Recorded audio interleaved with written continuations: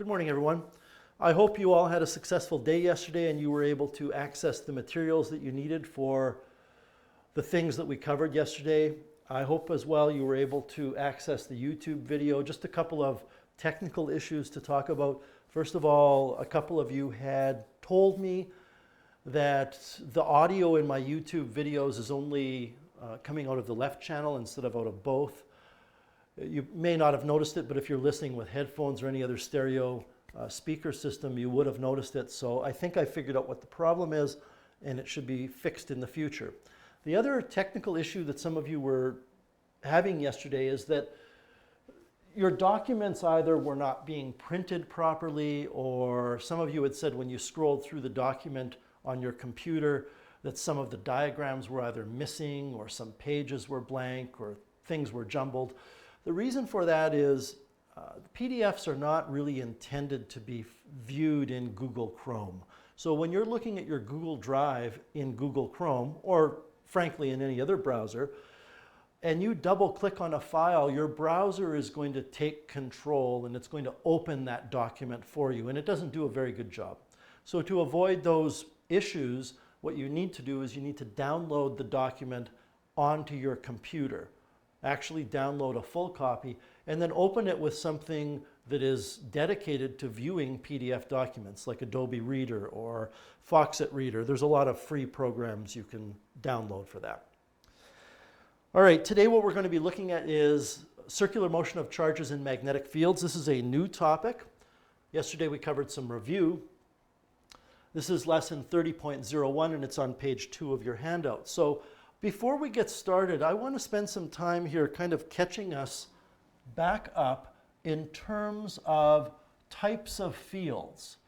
We have learned at some point in our high school physics career that there are gravitational fields. That was last year in Physics 20, but we talked about them a lot this year. We learned this year that there are these things called electric fields, and we've also recently learned about magnetic fields. And I've made a big deal about this next part. In order for you to produce a gravitational field, or in order for there to be gravitational influences like forces, you need mass to exist. That's the property of matter that's necessary for gravity, for gravitational fields and forces. When you talk about electric fields and the forces they produce, there is only one property of matter that's necessary for electric effects to show themselves, and that's charge. So as soon as you have charge, you have electric fields and electric forces. But we learned that there are two things that are required for a magnetic field. One of them is charge, and the other is motion. So you need a charge and you need a velocity. And we looked at many demos in class demonstrating this. I took a high current power supply and connected it to a vertical wire in class, and we discovered that when you put compasses around that wire, the compasses formed a circular pattern. And the result was we had that curly right-hand rule, which is really not important for today, but just to try and kind of trigger your memory here, we had that curly right-hand rule where we grasped that wire with our right hand, so our thumb was pointing in the direction of what we call conventional current, and then that accurately predicted the direction of the magnetic field, which was indicated by the way our fingers curled around it. So whenever you have charge and motion, you have a magnetic field, and that doesn't have to be a whole wire carrying a whole bunch of electrons flowing. It could be a single charge. And that leads us to what we're talking about that's in the handout. When you have a charged particle that's moving, well, let me stop for a second there. If you have a charged particle that's moving, then that charged particle is going to have a little tiny magnetic field surrounding it while it's moving through space. And now what's going to happen is that little tiny charge that's carrying its own magnetic field encounters another magnetic field external to the motion of the charge, which simply means there's another magnetic field.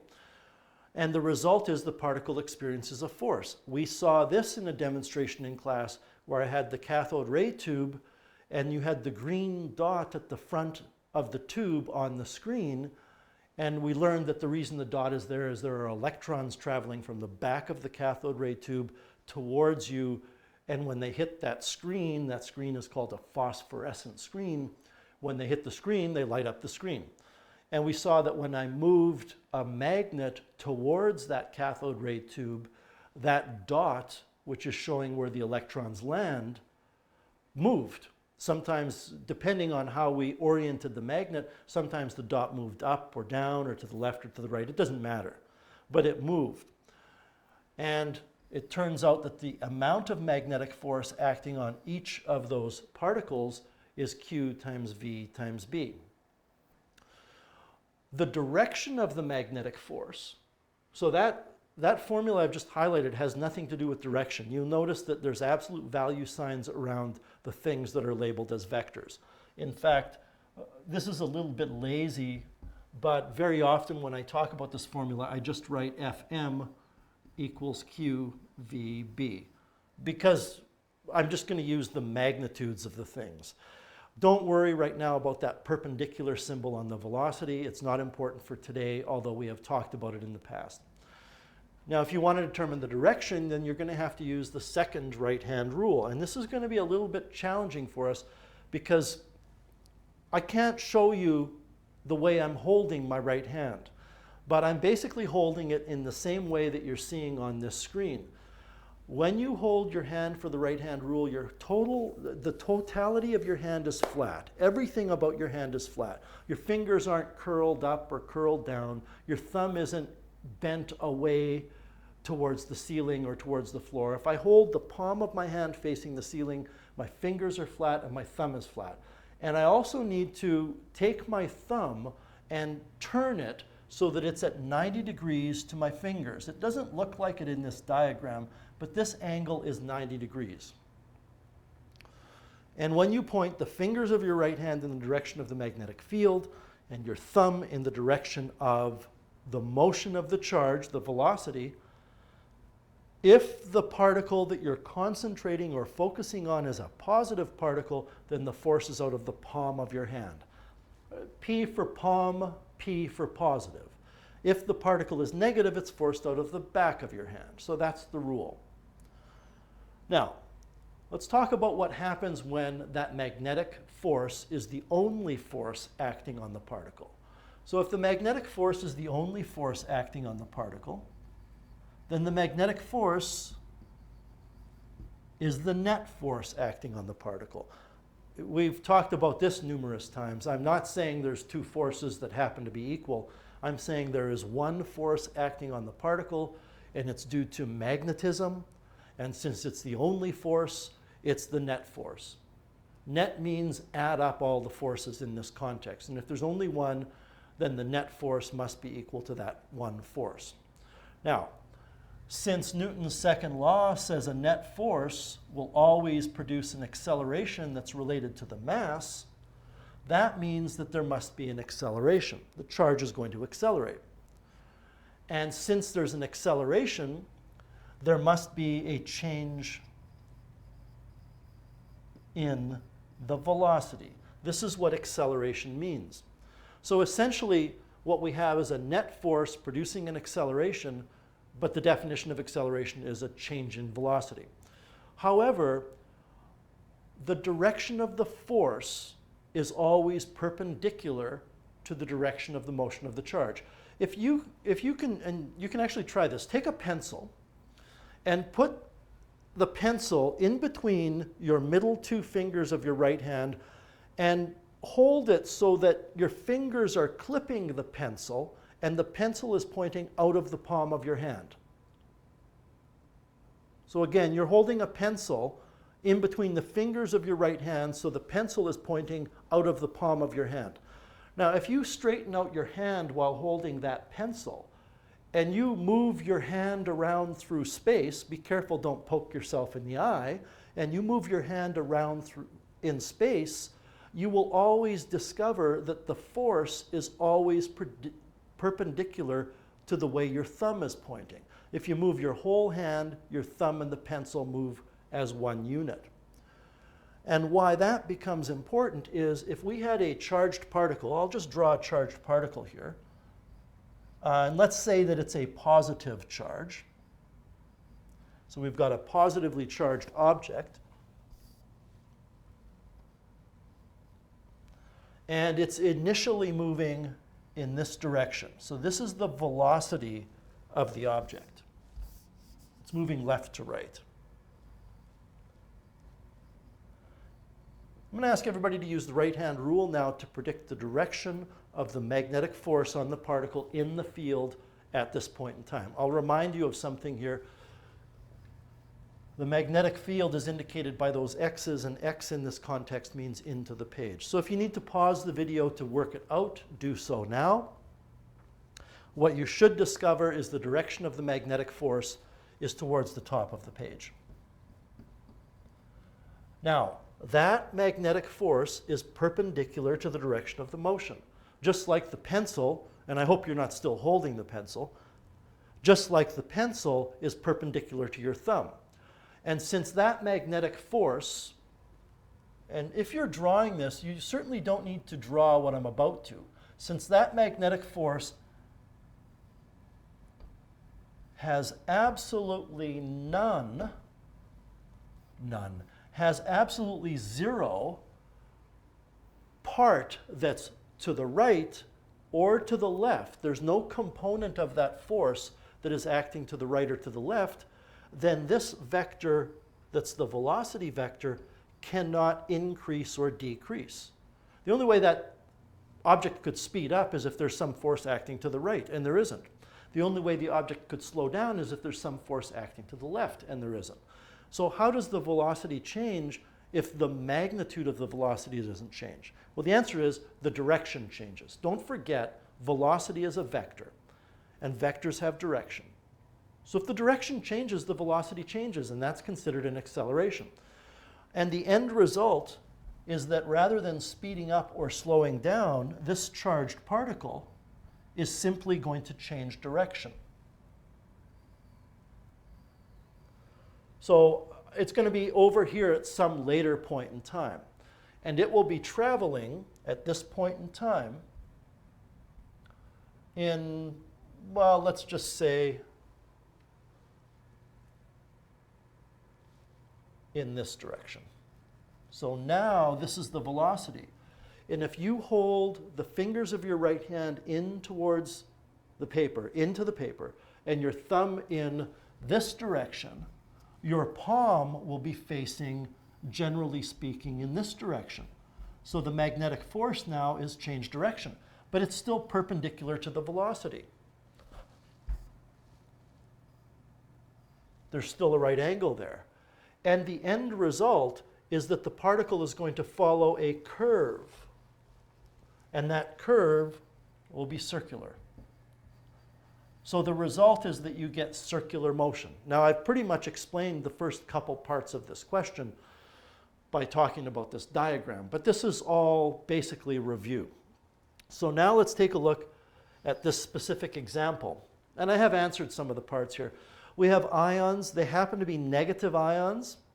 You're given the charge and the mass, and you're told the speed that they are traveling at, and they're traveling left to right through the magnetic field that's indicated in the diagram, and the magnetic field is in to the page. The first thing I would like everybody to do is note that there's a correction that needs to be made to your handout. Question A says, when the ions first enter the magnetic field, in what direction will, and I believe in your handout it says, in what direction will the magnetic field be in? And it should say, in what direction will the magnetic force be in? So make sure you're aware here that this question is asking you about magnetic force. And what I would like everybody to do, and you can pause the video here to work it out in a second, is use your right-hand rule to predict which way the particles will be forced when they are in the magnetic field.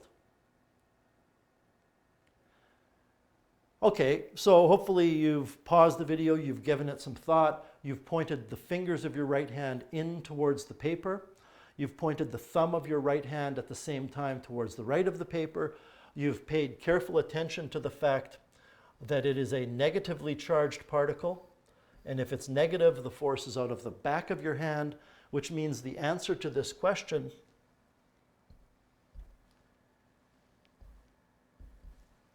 is towards the bottom of the page.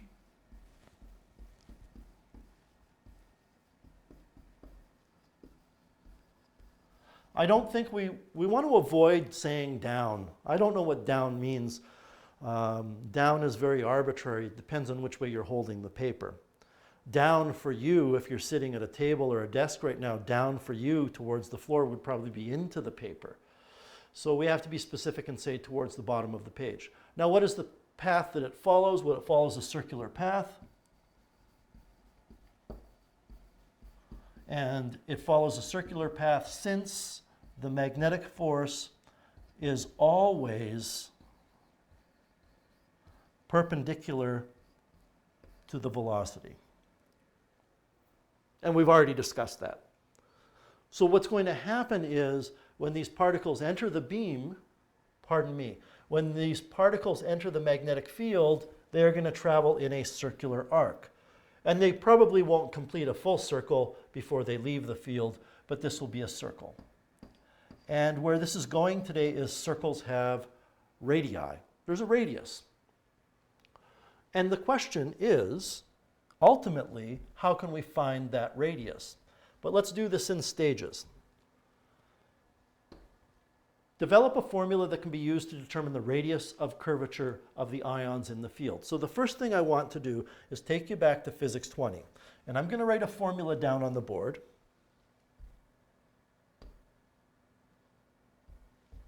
And the formula is Fc equals mv squared over r. And if you were here in front of me, I'd say, how many of you remember that formula? And everybody goes, oh yeah, I remember that formula. Well, you know what you need to do, really? I think is forget it. Because if I asked you to find that formula on your formula sheet, you'd be looking for it all day because it's not on there.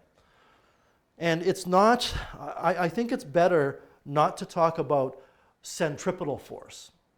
I think it's better to talk about net force. Now let me show you how this is going to work. We have already established that the magnetic force and the net force are the same. And I'm dropping the vector symbols here because it really doesn't matter. And if you were to go to your formula sheet, on your formula sheet under electricity and magnetism, you have this formula. Now, I've taken the formula that's on your formula sheet and I've stripped away all of the wrappings and removed all of the decorations from it. And really what it says is magnetic force equals QVB. And then I also have on my formula sheet, net force equals MA. Now, to be fair, I've removed all of the decorations from that as well. And also on your formula sheet, that formula is given as acceleration equals. But it doesn't matter, F equals MA. So what we can do is we can say if these two forces are equal, that means that QVB equals MA. Now, this is where things get different, and I suspect that your Physics 20 teacher may not have explained it this way, but this is how we need to do it at this level and in post-secondary. We say that that acceleration is a special acceleration, and in case you missed it, I've just put a little subscript here on that acceleration. I put a label on it, which means centripetal or circular. And if you go to your formula sheet and look under kinematics, you'll discover that there's a formula for centripetal acceleration. And its centripetal acceleration equals v squared over r. So we can replace the acceleration in this formula that we're developing with v squared over r. And I know that many of you would say, wow, but wait a minute, couldn't we just have said mv squared over r? And I'm not going to argue that point. Of course you could. But the concept of a centripetal force is not a very useful one. I think it's better to think of the force as being a net force that happens to cause circular motion. Now don't forget, what this question says is how can we determine the radius? Well, we've pretty much answered the question. All we need to do now is take this formula that we've developed, QVB equals mv squared over r. Let me get myself organized here. Take this formula, cross multiply, and get QBR, well, QVBR equals mv squared, but I can cancel a velocity or a speed from both sides and get QBR equals mv. So the formula we can use to find the radius is mv over qb. And really, that's the lesson. I mean, we have to do a calculation here to finish this question. But essentially, everybody, this is the lesson. What I have here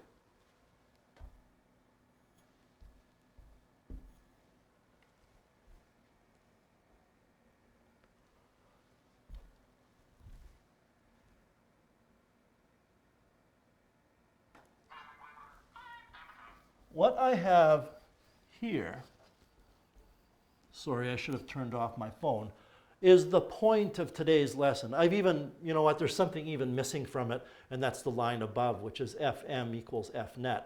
This building of this equation using the principle of uniform circular motion being a net unbalanced force, that's it. That's what's important today. If you look at the title of this little lesson, it's moving charges in magnetic fields. So now we can answer the question, because the actual question says determine the radius. So we've already determined the formula. The formula ended up being R equals mv over qb. And now your job is to put in all of the numbers. If you go back and you look at the question, you were given the mass of the particles, you were given the speed of the particles, you were given the charge of the particles, you were given the magnetic field strength. When you put the charge in, you are not going to use the negative. You're simply going to put in the amount of the charge.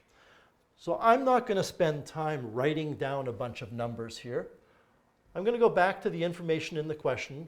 I'm going to write the formula that you have in front of you. mv over qb equals r here. Grab my calculator, calculate the answer, and you should be calculating it as well to see if you get the same answer that I get. So mv, the mass is 2.29.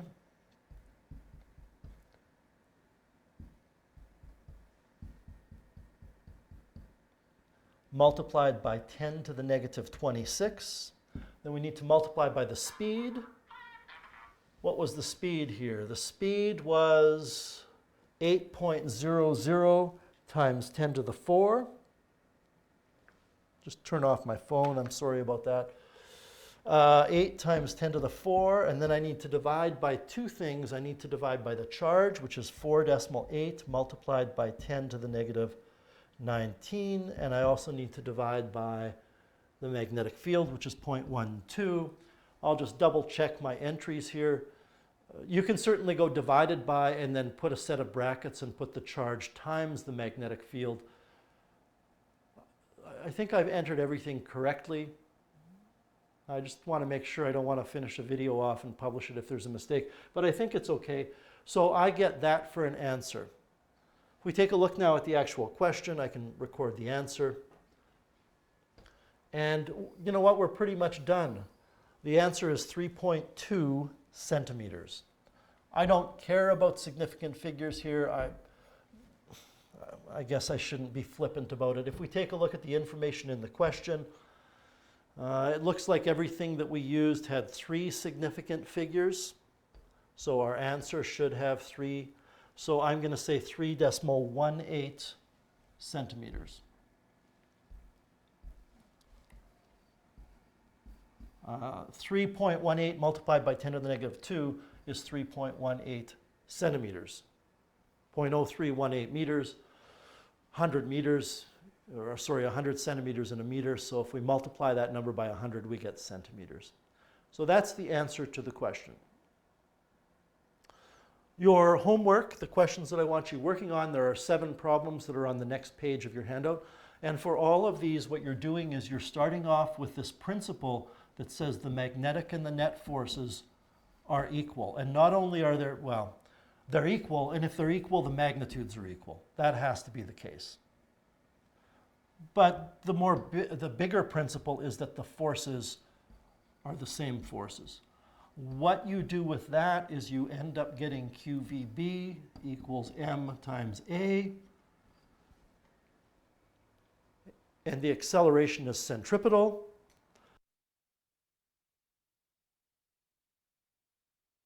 Right, QVB equals M times V squared over R. And if we cross multiply, you get QBR equals MV. The reason is one of those velocities cancels. So ultimately, this is how you're solving any of the problems that you're working on today. I hope that went okay today. One thing I want to mention about the videos, please, if there are things in the videos that you think could be done better, or you have suggestions. I know some of you have been saying, oh, I like the videos, they're good, thank you. And I like hearing that. I would just as much rather hear how I could make them better. So if there's some things, some suggestions that you have, please feel free to email me or put the comments on the YouTube channel, or let me know how they could be better. Anyway, I hope that made sense to you, and I hope you have a great rest of the day, and we'll talk to you tomorrow.